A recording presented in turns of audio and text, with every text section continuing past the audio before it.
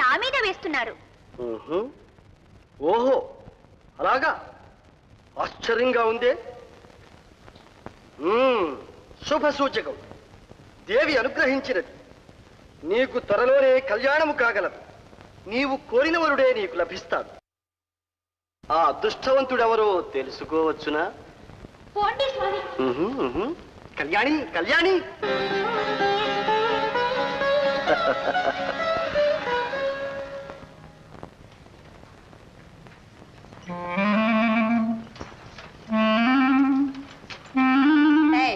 ఏమిటది? ఇక నువ్వు ఎంత గుంజుకున్నా లాభం లేదు. చూడు, ఏరు తాకిచ్చాగా. వేరే చిన్నముని కునుకుతుంటేను నూకొచ్చా.